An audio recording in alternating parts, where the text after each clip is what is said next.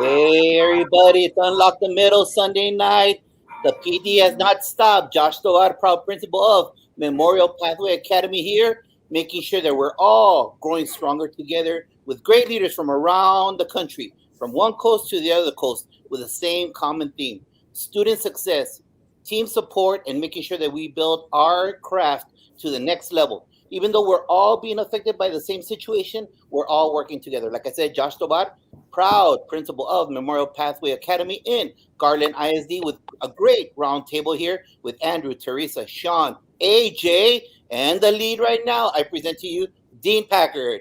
Nice work, Principal Tovar. Great job. Hey, happy Sunday night to all of you out there. Unlock the Middle, as you know, is set up for a way for us as leaders to give back to everybody out there, just so we can have some talk about things that are so germane to what we do.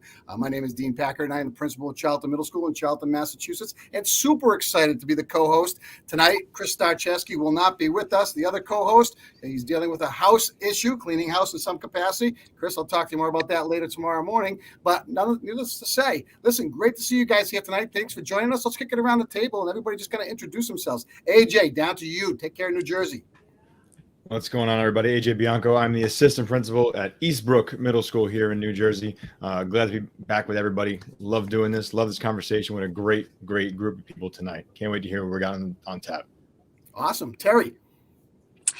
Teresa Clapsaddle. I am the principal of Cañutillo High School in El Paso, Texas. And I've been in education for 30 years now. And I'm excited to tell you all about the journey that I took Cañutillo on with the Fundamental 5. Awesome. Great. Well, welcome.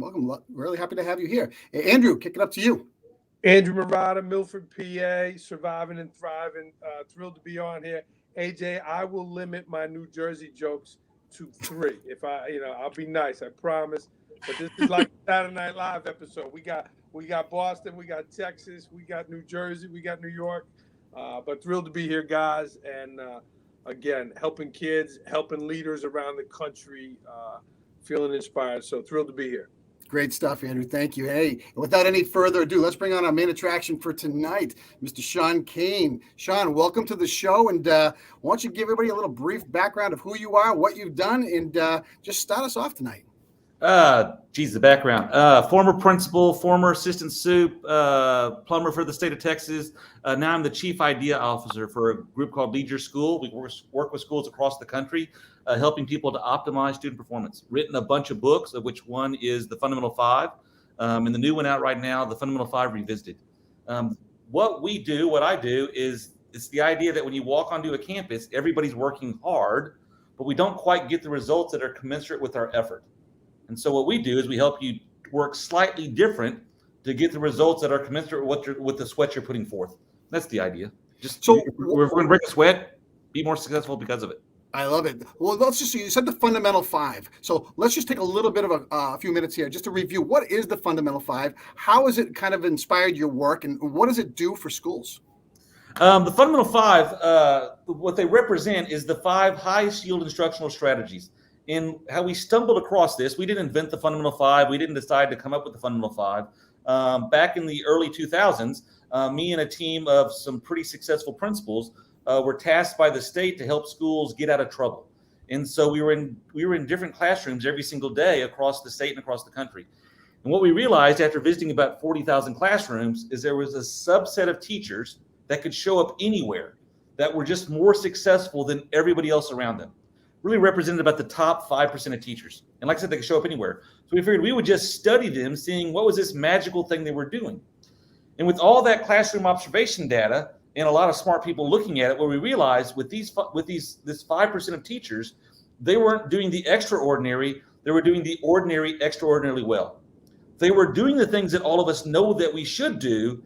They just weren't doing them haphazardly. They were doing them over and over and over again. And because they did them so much more than all the rest of us, they were doing it significantly better. And so what we did is we wrote this little white paper that we sent to 1,100 school districts in Texas and said, hey, you might want to share with your teachers these 5 practices. They seem to work. And then we were working on other stuff. And we started getting phone calls from people saying, hey, Would you come and talk to us about those 5 practices? And we're like, sure. And so we went from writing this white paper to doing standing room only sessions in big conferences. And it was teachers who said, hey, it sure would be nice if you left us something to refer back to. So we wrote the book and became a Washington Post bestseller, and the world changed. Those 5 practices, they're not crazy. Everyone knows about it. It's just literally doing it enough. So the first practice is lesson framing with appropriate closure. And all that is before, when the class starts, you tell kids what you're going to teach them and how they're going to show you they got it at the end. And at the end, you make them show you. And what that does, besides basically cut out all the creates this filter for kids to sort information and process, it creates this vibrant and robust memory at the end of a lesson. And so it significantly increases retention. The next practice is you spend more time working in the power zone, which is just close proximity instruction. The typical teacher spends about 40% in the power zone. The superstar teacher, those elite teachers, are spending about 75%. Now, by the way, these are all pre-pandemic numbers. Things have shifted coming out of the pandemic, and we'll talk about that later on. So usually double the typical teacher.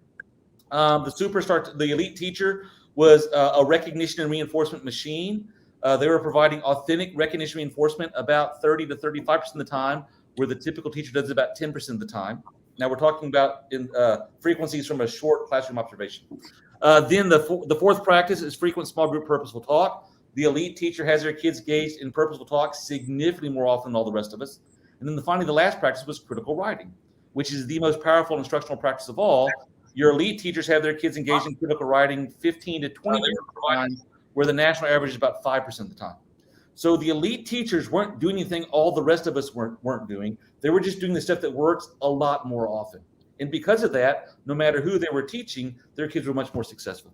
And what I've done in the past, since that book's been written, along with basically helping people solve problems, is putting in systems and processes to help teacher practice evolve to do more of the stuff that works and less of the stuff that we've always done that isn't quite as effective. And that's obviously, the shortest version I can give you. Yeah, I'll tell you what, you nailed that very quickly in a very short period of time. And again, we talked this about in a pregame. It's all about systems. It's all about putting practices in place that'll just work for kids and teachers. That's absolutely awesome. And that's really good. Hey, let's break this down for a second. Let's just talk about the current state of the classroom instruction, what it's like in our buildings right now, based upon coming out of post-COVID, what it looks like and where we're at. And why don't you, Sean, start off with that? Then we're going to kick it around the room. Okay. Unique position here, unlike a former principal, but no longer running a campus. And what I do is I'm on campuses almost every day. And so me and my team, when we came out of COVID this past August, we went across the state of Texas. We're in over 30 campuses across the state, of which Terry Clapsaddles was one of her campuses that we went to. Me and the team were in over 1,000 classrooms. So we have this very broad picture of what instruction looks like right now. And it's not great, but it's literally no one's fault. I think we were thinking coming into this year, there was going to be like a reboot or just a rebuild year. But we weren't really counting on COVID sticking around and all the other stuff going on. And so it's more of a rehab year. We spent 2 years in classrooms aggressively trying not to die, which does not require high yield instructional practices. So we built some under stress, built some bad instructional habits that were sort of sitting out there that we're continuing. And then coming back into the buildings, leadership hasn't been able to focus on the classroom like they need to because of all the other crazy stuff going on. Contentious communities, COVID spikes, 25% of your staff not showing up because of either they're sick or someone they're taking care of is sick. And so what we have right now, I don't want to say instructional wasteland, but the bare bones of good instruction really resembles what we were seeing 15, 20 years ago. And so what we're working on right now with schools, with leadership teams, is helping them put some processes in place to do what we call the alligators, all these alligators that are snipping at your heels all day long, how to deal with the alligators while also creating some time to focus back in the classroom to provide some coaching, some support and cueing to help our teachers break these habits that we've developed trying not to die. So the idea of the rehab year, when you come back from a sports injury, the mind's ready to go, but the body's not there. So I think this year is really about getting the body to join back up with the mind and position ourselves next year to run at full speed. So, Teresa, and I will now defer to the people actually running campuses all day. Yeah, Teresa, why don't you take that? It's a great segue for you right now to talk about it. You know, Sean, you're absolutely right. We moved to an intercession calendar, and this year I told the teachers, okay, the first 9 weeks was everybody getting back into the groove, and it's been hard. It's been hard for us to get back into classrooms. It's been hard just trying to do the regular things. Like we were dealing with TikTok challenges. They were destroying our school. And I mean, it was crazy. We were spending more time on discipline than anything else. And you know, I have a book challenge I'm dealing with. I've never dealt with a book challenge in as a high school or as a principal ever, or as an administrator in 17 years. You know, it's just we're dealing with so many things that I teachers can't remember to email you that they're going to be absent. I mean, it's just little things like this. Like you said, the mind is willing, but the body's just lagging. And I think it's, you know, everybody. And it's been difficult. I thought maybe it was just me. I was like, oh my gosh, what It am is I doing everybody. wrong? Yeah. Yes, but then when I started talking to some more of my colleagues, I'm like, "Oh my gosh, you too? Oh, thank God." So, you know, it's been tough, but we're trying to get at it and trying to stay focused and encouraging our teachers, you know, to do these things and providing them the support that they need. But Sean's absolutely right. It's been hard. I thought we were going to come back and be like, "Woo!" and everybody's kind of like, it's day 2. I'm exhausted. I'm like, what? We just got here. So it's been tough. It has been tough. It's been and when Sean was on my campus, he tells me, he goes, you know, Tara, I was looking for SEL, but I think you're SELing your teachers more than your kids need it. And it's true. Our kids, you know, they were okay coming back. They were excited to see their friends. And our campus has also suffered. We lost a student during intercession. He was killed on his quad. So we dealt with that. And then last weekend we lost a kiddo that graduated in 2020 but was very popular. So it hit the school very hard. It's been a tough year coming back. So and COVID's rearing its head. I have about 8-9 teachers that have been out. Or that have got COVID just as we're getting ready to go into Thanksgiving break. So it's been tough. You're right. It's tough. And then I'm like, oh, by the way, don't forget to have your closing up there. You know, they're like, get out. So, but we just keep encouraging them and trying to be as positive as we can. Yeah, staying positive is the key, really, now, and supporting. You know, you said not only the students but also the staff and the community as well. Andrew, kick it up to you. The state of the classroom in your building. Yeah, just, you know, what Sean said about, right? He said he was in 1,000 classrooms. You know whose classrooms my teachers go to? Their own. And the person right next door is doing something extraordinary, but they don't get a chance to see him. We're trying to create a culture. I'm in Port Jervis, New York, about an hour and a half northwest of New York City, to get teachers to see. You don't have to hire a big time consultant to come in because the expert is right next door. Well, Sean, if we could get you, we would. But, No, you're preaching the choir. We've been telling everybody that's part of the trick. Is you got to steal the experts on your campus. You got to steal from them because they figured out with your kids. So part of our walkthrough protocol is to get other people to see other teachers. So yeah, you're on the right track. And then share it, right? So many teachers are afraid to say, well, I don't want to tell them what to do because I'm a fellow colleague. You're not telling, you're sharing. And it's so important because the person next door might have a great strategy. And if the other teacher can implement it, it's going to help them. It's a best practice. We're going to share on Wednesdays best practices, and we're going to call them sparks. And I'm pushing them out. Even, you know, you mentioned about the lesson framing and the appropriate closing. I was in the classroom on Friday. She had her conclusion questions. Boom, the question. Then she had the random selector. Boom, the next kid answered it. It took a minute, and she asked 4 questions to get a quick assessment at the end of the lesson. So I think one of the teachers, right? Teachers are tired. They don't want to do anything more. I get it. But if you can go see the best people in your own school, not to observe them, not to give critical feedback, But to get some successful strategies, I think that's something that's going to help teachers. We got to break down those barriers of kind of, they're not observing other teachers. They're getting best strategies and practices, and we got to share. Breaking down the silos, that's what you're doing, and really collaborating. That's where you win. There's absolutely no doubt about that. Josh. I just think that I've been very blessed. The schools that I've been at, to where people follow along with the things that I present to them.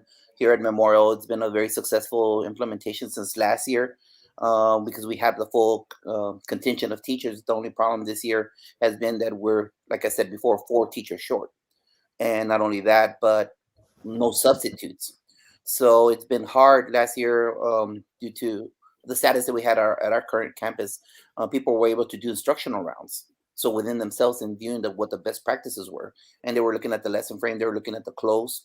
And now that we've had sustainable people there for long-term subs, it has allowed now to start creating that. And I think one of the best things is not having people was that I'm able to go back into the classroom. So I've been teaching U.S. history for a couple of weeks now, and I've been doing the lesson frame. I've been inviting team members to come to my classroom to make sure that they view what's going on. And everyone that goes in there is like, oh, so that's what you meant. Exactly. That's what I want you all to keep on doing, is making sure that you view what the best practices are. And most importantly, and we said this before, the most important part of anything has to do with engagement and bell-to-bell instruction. If you cover those 2 things, engagement and bell-to-bell practices, the TikTok challenge is gone. The misbehavior is gone. The cell phone issue is gone. The second that you allow just a little latitude, a little freedom without focus and engagement, that's when you're going to get the discipline referrals with the assistant principal. So it's about bell-to-bell instruction, because if we have anything, we know that there's a gap right now, then it's a disservice that we're doing to ourselves. We're going to go home tired, and we're doing a disservice to the students, because right now, due to that gap, we need to make sure that we reiterate FSGPT, we reiterate the closing to the lesson, and making sure we create long-term memory. And creating connections and making that learning be something special, Josh. So really, that's good stuff right there too. And maximizing time on learning. All those things are vitally important, and student engagement trumps it all, because that's when it's happening. AJ, kick it to you. Yeah, I mean, there's so many things here that was said that's so powerful. I mean, we want to keep the kids engaged. Keep the kids engaged, keep them in the classroom. When they're bored, they're leaving. Like I'm seeing it. I got kids. I look at our sign-in sheet for the bathroom. We got kids leaving every period, every single period, because they're not engaged. And I'm not putting that on the teacher. Sometimes they're just straight up just bored. Some they don't want to be in the classroom. They can't sit anymore. I get it. As a guy who can't sit, I get it. That's why I get to wander. But our teachers are tired, and putting one more thing on them. We're trying to start this pineapple chart, this open classroom where you get the kids to see the teachers coming into the room. But teachers, they have their prep, they have their lunch, they have their planning. All that stuff is there. And to interfere with that sometimes is difficult. But really, we need them into those classrooms. They need to see what else is going on. Just talking about it is not the same as actually seeing it and how it breaks down in a class. So we really need the teachers to be more involved. I know they're tired. I know it's been tough. We're tired too. They forget that, because once the door closes and we do the things behind closed doors, they don't realize how tired we actually are. But they need to now step up and start to see, it's now almost December. The hard part of the year has kind of come and gone. Now start teaching. Now start doing the learning that you need to do to become better professionals. I'm not saying you're not, just saying it has to happen. And now is a good time to start. Well, can I jump in on go ahead. Okay. So one of the things that we saw, and it goes back to teachers tired, and you hit it about the kids just aren't used to sitting down. So the joke I tell people is that it's been Lord of the Flies out there. No rules, no respect, no bedtimes, and that's just my grandkids. I don't even know about the kids in your building, right? So it's also so what happens is, especially with our secondary campuses, you got anywhere from 10 to 20% of your kids looking at their cell phones the whole time. They're completely addicted. You got 10 to 20% of your kids that are just sleeping in class. You got tardies that are just atrocious right now on lots of campuses. And so it's endemic. So asking teachers to fix that on their own, it's impossible. Awesome. And so teachers have this no-win situation. I can either focus on the kids who are engaged today and ignore the kids who aren't and get some teaching done, or I can argue and try to turn around the kids who aren't engaged and not teach at all. That's how massive it is. And so what we're working with administration on is like at least having at least 2 people. You know, you have one person who's dealing with all the alligators that are trying to come in through the door, but we got to help teachers. And so part of that is we got to help teachers clear the hallways. Terry's class building is beautiful about this. All her kids are in, all her kids. I'm old now. All the teachers in the hallways during passing periods, getting kids into their classrooms. And the APs are out supporting teachers in doing that. So it's not a choice of, am I out or not? So that gets the kids in the classroom. But then the administrators have to come in the classroom, and for those kids on the cell phone, pull those kids out and talk to them and support the teachers. It's not the teachers not having good classroom management. The problem is so big, they have a no-win situation. And so the way we can support teachers right now is pushing kids in the classroom, then helping kids wake up, helping kids with their cell phones, and just sort of getting kids back into the mode. And what I've been telling people is on the sleeping, the cell phone, and the tardy issue, it's not cutting kids' hands off so they don't ever do it again. It's just enough of an inconvenience to get them engaged that period. So, for example, you have your cell phone out you should have your cell phone out during class. Put it in a basket, and you can pick it up when you walk out of the classroom. Then, if the kid argues that, from an administrative standpoint, I have the not following the policy and the disrespect and disagreeing with the teacher. I got 2 things to work on. On the tardy, same thing. I got to have a small one-time inconvenience. Part of our issue is we try to give kids too many warnings right now, and what they're doing is we're reinforcing the negative behavior. So you want to have basically an irritating consequence almost immediately that kids can recover from to start to shape the behaviors back into the students who they want to be. And then one last thing I remind every single principal.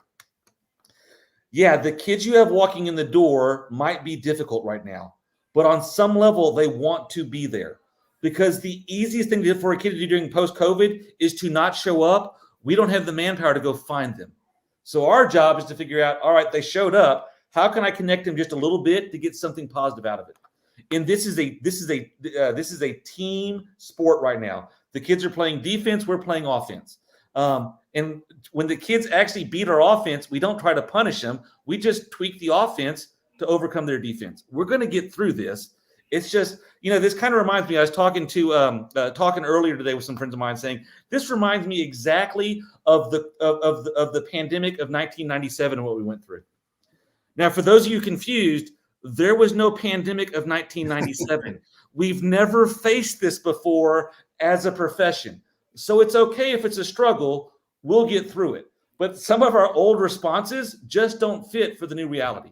So, Sean, let me just throw this in there right now. So as an administrator that has to deal with these in the moment disciplinary issues, what type of creative messages or creative means should we be looking at? Obviously, you can use your handbook as a guiding factor, but at the end of the day, I am trying to be so innovative and creative with everything that I'm doing. I don't want to ever enable a bad behavior, but I want to make sure it's something that can stick. Yeah, so I go back to, and my early training was I was a behaviorist by early training. So this is sort of my wheel. So everybody misbehaving is my wheelhouse. It's going back to the consequence is just mildly irritating, so you don't do it again, but you can recover from it. So, like I said, you have the cell phone out when it shouldn't be out. No argument. Put it in the basket. We're just helping you break the addiction. The beautiful thing is, that angry parent, who thinks their kid's entitled to have a cell phone 24/7 now. Look, we're not taking it from them all day long. They had some issues this period. They put the cell phone in the basket. They can pick it up when they walk out the door. On the tardies, every single tardy should be not D-Hall academic recovery lab, which you do during lunch. And basically for that, you just bring a book, bring some homework, and kids work together on their homework and their assignment during lunch. They just can't have regular lunch. By the way, you do that at a high school, lots of kids start skipping lunch and just go to the homework support classroom. On the sleeping's a piece of cake. Just stand up, drink some water, go sit down against the wall, change your positioning. It can wake you up. That kid who honestly can't stay awake, let's take him he can go to the nurse, right? Because right now they have horrible sleeping habits and poor nutrition, and they're not used to this, going back to school shape. So it's just enough to shape the behavior, but support the teacher. Then the other thing is, and this should be your go-to for every principal out there, The automatic consequence for everything is just the apology. The relationship has been damaged. I'm going to apologize to repair the relationship. And we have to tell our staff, you don't get to say, oh, Sean didn't mean it. Of course, Sean didn't mean it. But we're teaching them the skill to repair the relationship. I always told my teachers when they said, oh, he doesn't mean it when he apologized. I'm like, I apologize to my wife 30 times a day. I don't even know why, but it allows me to stay married to the most beautiful woman in the world. So we're going to teach that skill and just make things work better. So I don't have to keep trying to invent new ways to cut your hand off. I just got to get you to where you learn again, which, by the way, is the best revenge because kids don't want to learn. So if I get you to learn something, I win. Result. Yeah. You know, I'm glad that you said that. And, you know, we use in our school the reset room now, which is we don't call it an ISS anymore because it's such a negative connotation. We just is a place where anybody can go, any child can go at any time to reset themselves and get them back going and doing what they need to do. Andrew, kick it over to you in your building, you know, your tardies, your disciplinary infractions. How are you dealing with all that? And what does that look like? Yeah, Dean, we don't have any of that going on in our middle school, man. I don't know what you guys Unbelievable. Dean, I love the reset room, right? This is where we steal ideas. We get ideas. I love that concept and the mindset of that. I think it's the combination of accountability, empathy, and I like the mindset of it's not what we're going through, it's where we're going to. And we're going to a better place. This is a hard time now. A veteran teacher in my district, right? He told me, he said, we live on a mountain, right? There's a mountain right next to us here. And he said, Andrew, when you're driving down the mountain and it's foggy, he said, slow down and grip the wheel. We're going through a hard time now. Slow down, grip the wheel. It's not what we're going through. It's where we're going to. I'm trying to treat kids with empathy. It's not the punishment. It's the correction of the behavior. One kid might need a suspension. He might. Another one might just need a phone call. The next kid might need the look, right? You put that phone away. They know the look. You give them a little wink, and that might be it. So that's where we as leaders, we don't treat everyone the same. We treat everyone fairly. And it's not the discipline. It's the changing of the behavior.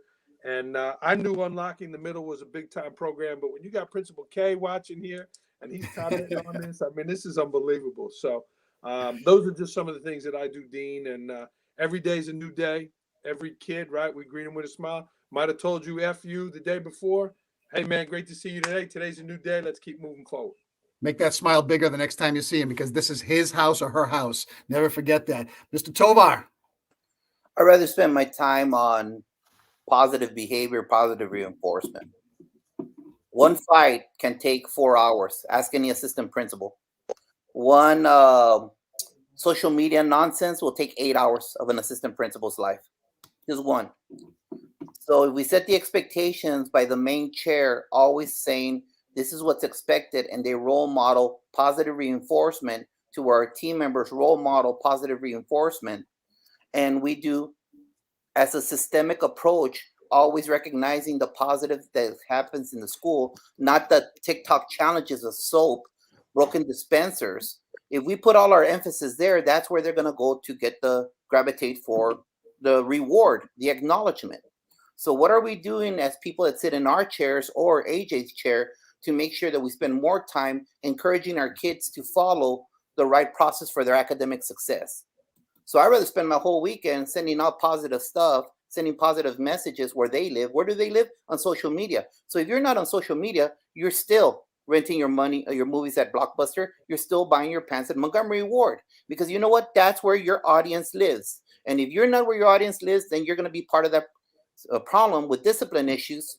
And those kids are going to keep on doing the same stuff that we did when we were in the 80s and 90s in school. We need to connect to them. And once we connect to them, then they're going to work with us. Because you know what? Kids don't care how much you know until they know how much you care. So it's about putting in the time with a positive. And it starts with our chair. Our chair is the one that sends the message. And from there, the whole body will follow. 100% correct. And that never gets old. It's like a Seinfeldism, okay? Every time you say it, I'm still smiling and laughing because it is spot on and what we're all about. Teresa. Okay, well, I guess I tend to be a little more old school. I believe in setting very clear expectations, and the kids have to follow them. And because if I don't have a safe and orderly environment, then it's hard for my teachers to focus on instruction. So we had a huge tardy issue, and I kept reminding the kids, hey, school starts at 8:30. We put it on social media. We did those all calls. We did those emails. And I told them, y'all fix it or I'm going to have to fix it for you. So last Monday, not this past Monday, but a week ago Monday, I did a lockout, and we locked the kids out and pulled them down to the auditorium, and I got their attention. And there were 90 of them that day. The next day I had one tardy.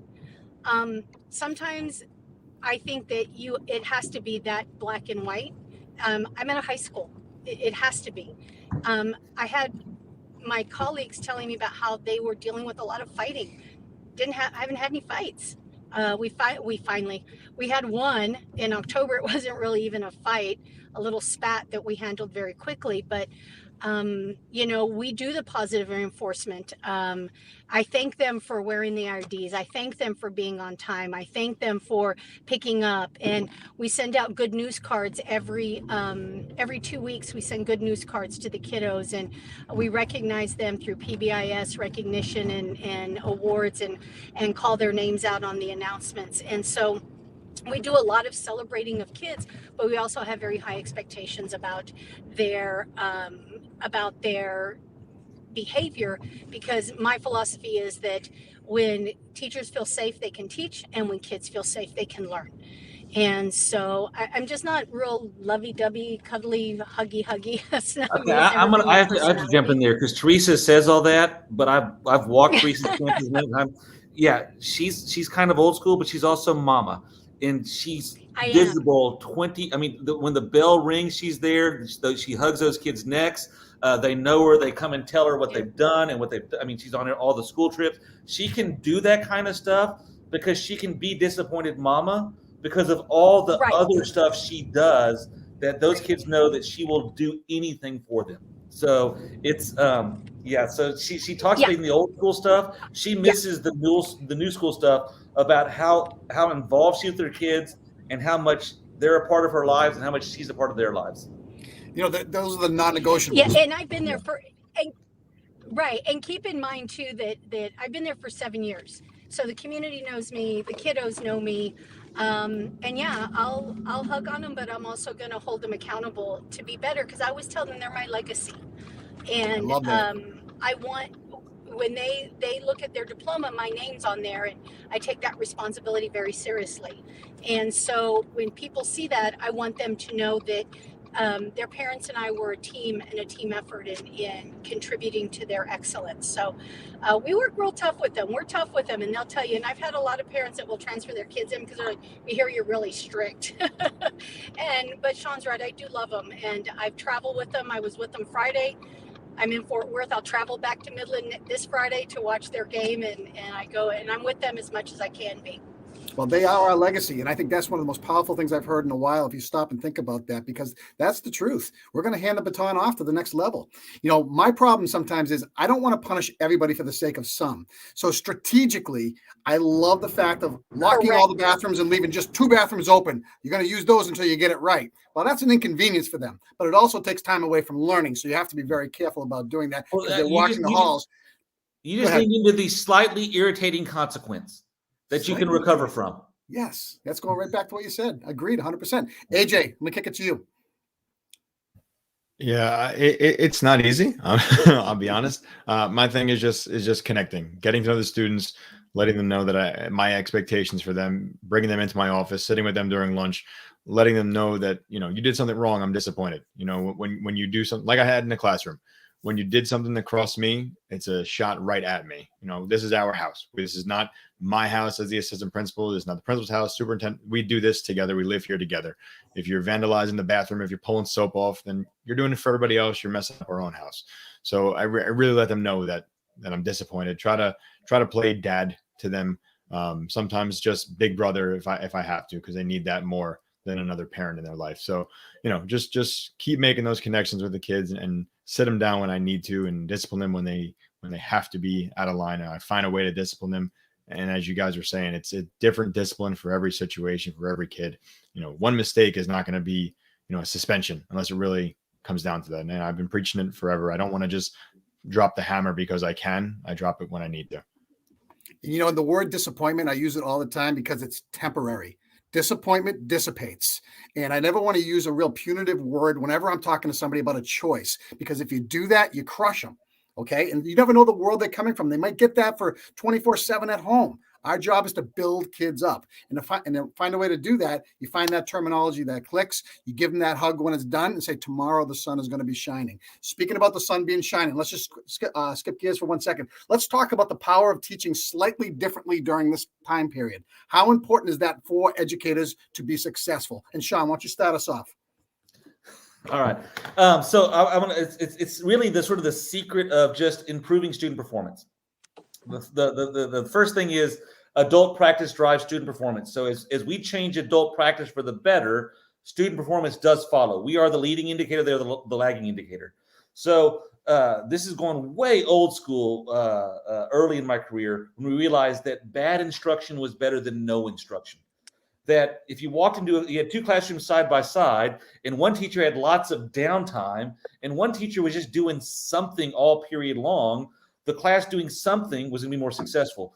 And that's part of what Josh said coming out of this pandemic. We have to go back to that. Just bad instruction all day, all period long is better than too slow to start and too quick to finish and just gaps in the middle. So back to that rehab year model of let's just get doing something. And then as you start to fill the period, let's do some things that are slightly better. So for example, teaching to the bell is good. Teaching to 2 minutes from the bell and then stopping and say, all right, guys, as we wrap up, turn to your neighbor and share with them what was this critical understanding or how is this similar or different to what we learned before is going to create that vibrant memory of what we just did. So taught all bell long, slightly different, more vibrant, robust memory of the critical thing from the lesson. Kids take that forward to the next day. I can do something more with it. The slightly different right now. So we're seeing this. I said we talk about this later or earlier, whatever. Power zone numbers pre-pandemic for the typical teacher, 35 to 40%. Elite teacher, 75 to 80%. Coming out of the pandemic, power zone numbers for everybody are less than 40%, which means proximity instruction. Now, that's not an indictment of anybody. For 2 years, we've had to sit right here and look in the camera because that's where I can get my online kids, or I need to keep y'all over there so I can stay healthy enough to teach you. So we spent 2 years creating this new habit of being removed from kids. We got to build the habit of getting back in close proximity of kids. Why this is critical, and we call it working the power zone. The power zone is the lever for managing all the other high yield practices. I can't recognize and reinforce my kids enough if I'm removed from them. I have to be close to them. I can't manage purposeful talk if I'm not in amongst my kids, because if I'm not with my kids when they're talking, they talk about other stuff. I can't get kids to focus on their writing if I'm removed from them. So I got to get back in the power zone. Oh, also, I'm going to hop in real quick because Hannah Taylor just said something about technology. Oh, I'm going to pull my hair out. So we spent 18 to 24 months of saying, all right, kids, here's what we're going to do. Open up your computer at home, go to your Google Doc, do this thing by yourself. And that got us through. It was something better than nothing. Bad instruction, better than no instruction. But now we got kids coming back to the building and they get in the classroom and the kids say, all right, kids, open up your Chromebook, go to your Google Doc and work by yourself. So this is right now, I'm not saying I'm anti-technology, but because school is a social event, we learn socially. So we got to basically reduce some of the reliance on technology now that we're back together. So the pendulum swung the other way. So back in the power zone. And then letting kids talk to each other while they work. This is going back to the pandemic piece.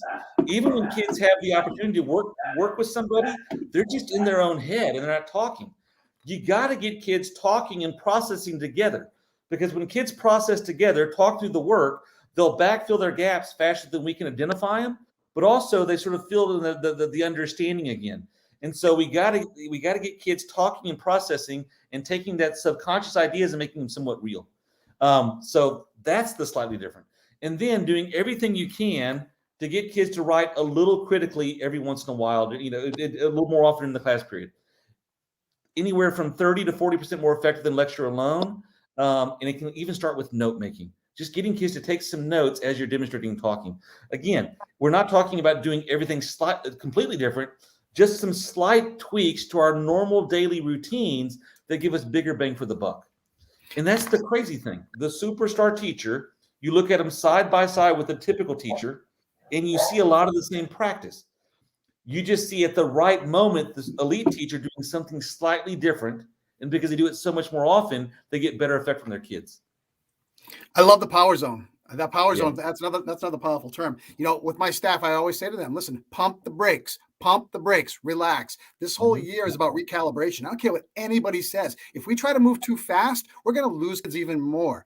If these kids have a reason to be in school and know that every one of their teachers care about them, and everybody from the cafeteria workers to the custodians are greeting them and making them feel part of a learning community, guess what happens? The learning momentum just kind of goes like this. And nothing does that better than proximity and conversation.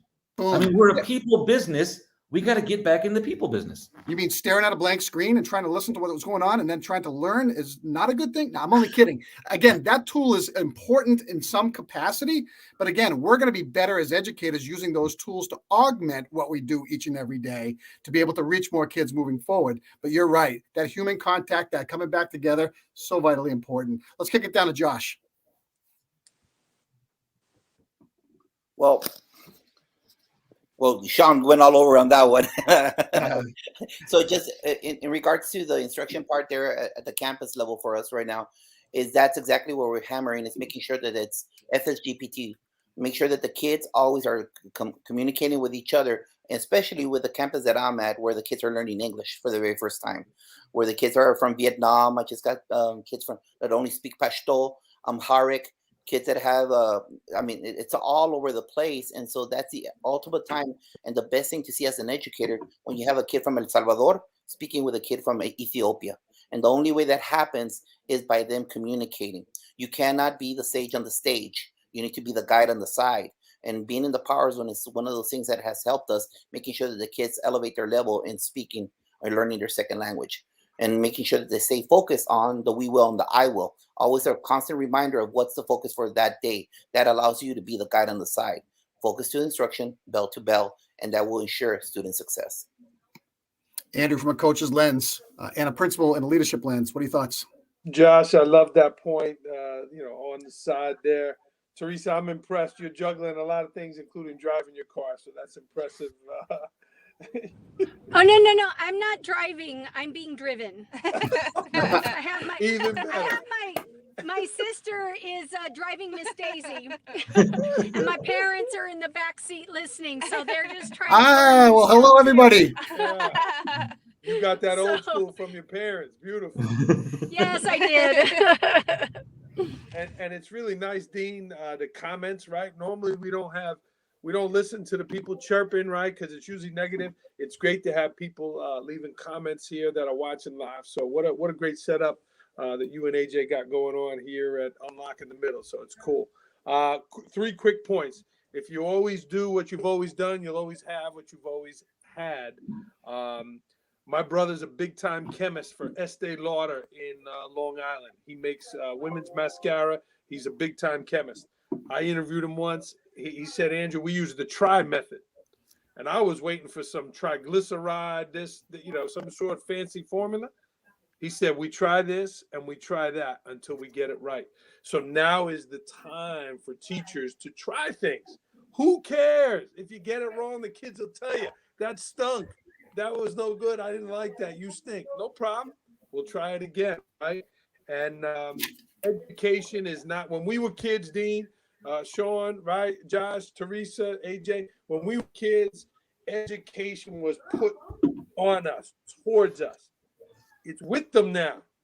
It's with them. So it shouldn't be something that's happening to them. It should be something that's happening with them. So we have to find the ways to be inclusive of student voice and student choice. And we got to change. If you're continuing to just teach, I taught it and they didn't learn it, we got to get away from that. It's a new time, and now's the time. So those are some things that I focus on, but now's the time. Awesome. AJ. Yeah, I think that's the point. I love that. We want our students to learn differently. We want our students to be part of education, not just be sitting there as, being educated. There's so many things we want from our teachers. I'm a big technology advocate, and I see some benefits to technology, but it's not the technology of here's a computer, here's a document, get to work. That can't be right now. They spent a year, as you were just saying, Sean, they spent a year, 18 months, more than that, away from everybody. Now we have to find ways to get them together. I know that fear is still there in the teachers. How close can they be? How long they have to be there together? What happens if one of them is sick? I know that's the fear, but there's still things that we can do when we put the kids in groups. We move them around the classroom where they're part of the learning. I think that the days of just straight lecture is not always the best thing. We can't just talk at kids. They don't want to be talked at. They want to be talked with. Well, the problem with that model, that lecture model, it works for a small subset of kids. And do you know who those kids grow up to be? Teachers. It worked for us, so we think it works for everybody. There's a reason why we got picked on. So my theory is if you teach to everybody else, the kids who are going to get it anyway, get it better, and the kids who weren't getting it finally get it. Listen, we're in the red zone right now. This is what I got for quick 2-minute drill here. What advice would you give to any principal watching, any leader watching right now on making themselves become that principal to bring their building to a new level? What would you say to them? Sean, why don't you start off first? Go right around the corner. You got to carve out time and get back into classrooms. We got to get into classrooms, not to micromanage, but to cue better practice and support teachers and kids as they rehab back into teachers and students. I'm going to give you one quick story, and I'll let everyone else talk.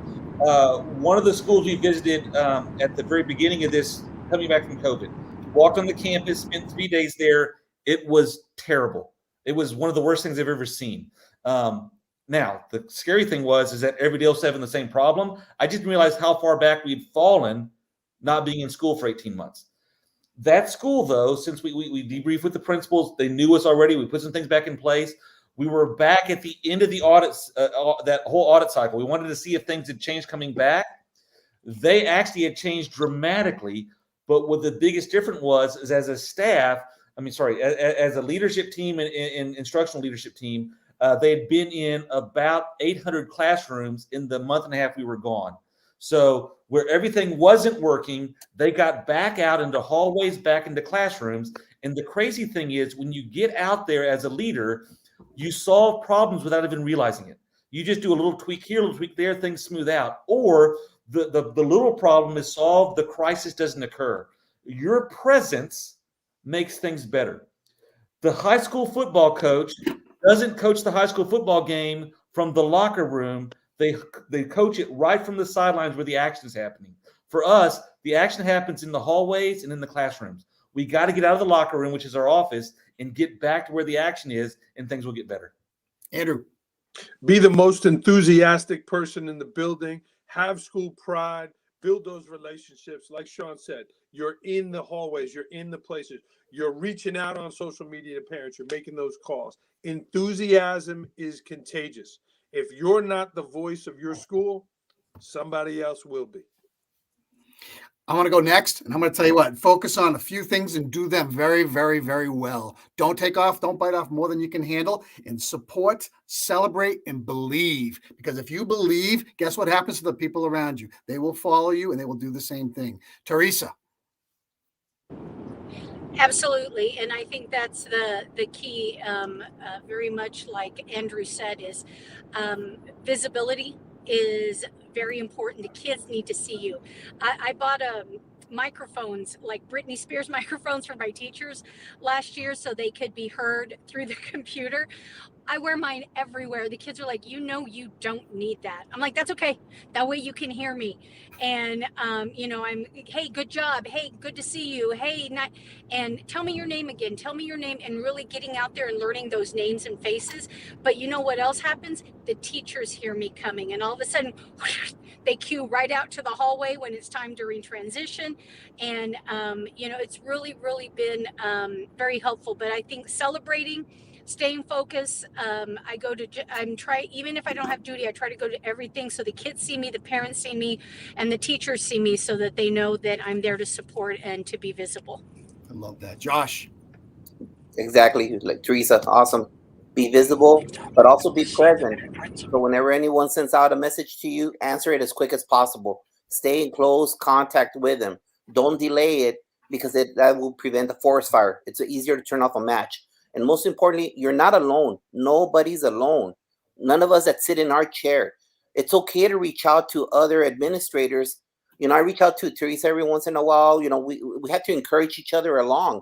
This is affecting everybody the same way. New York, New Jersey, Pennsylvania, Alaska, Hawaii, we're all being affected the same way. And we're all going through the same problem sitting in our chair. And we need to make sure that we're there for each other, sending out those positive vibes. And you know what? Enhance your network. Go listen to podcasts. Go listen to YouTube shows, because that's going to make you a better administrator. How? Because they're probably discovering something you haven't yet through this pandemic. So make sure you reach out and grow your PLN. AJ. Yeah, for me, I think it's make connections, build relationships, and have fun.